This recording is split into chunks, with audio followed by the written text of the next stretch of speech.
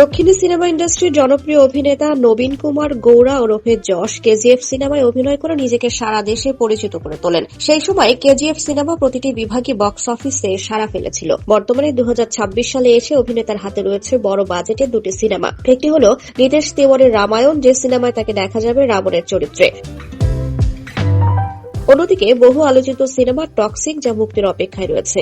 বলিউডের প্রথম সারিতে তারকাদের সঙ্গে এখন যশের নাম। সেই অভিনেতা যশ 40 পেরিয়ে 41-এ পা রাখলেন 8 জানুয়ারি। 40 বছর বয়সে একাধিক হিট সিনেমা তার ঝুলিতে। আলোচিত cinema Googly, Mr and Mrs Ramachari, masterpiece, ভালো ব্যবসা করে। এখন তিনি কত টাকার সম্পত্তির মালিক?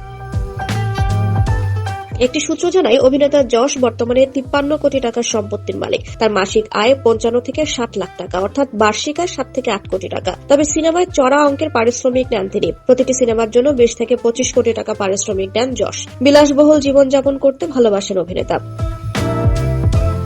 বেঙ্গালুরুতে বিলাসবহুল এলাকায় ডুপ্লেক্স আবাসনে থাকেন তিনি। গাড়ির সম্ভারে রয়েছে মার্সিডিজ বেঞ্জ, অডি, বিএমডব্লিউ এর মতো গাড়ি। অভিনয়ের পাশাপাশি সমাজসেবাও করেন যশ। নিজের স্বেচ্ছাসেবী সংস্থাও রয়েছে তার। স্ত্রী রাধিকা পণ্ডিত ও 2 ছেলে মেয়ে আয়রা ও আয়ুষকে নিয়ে সংসার যশের। অভিনেতার বাবা মাও তাদের সঙ্গেই থাকেন। যশের বাবা অরুণ কুমার গৌড়া একসময় বাস চালক ছিলেন। মা পুষ্পা ছিলেন গৃহবধূ। বরাবরই দক্ষিণী তারকা পারিবারিক মানুষ হিসেবে পরিচিত বিনোদন জগতে।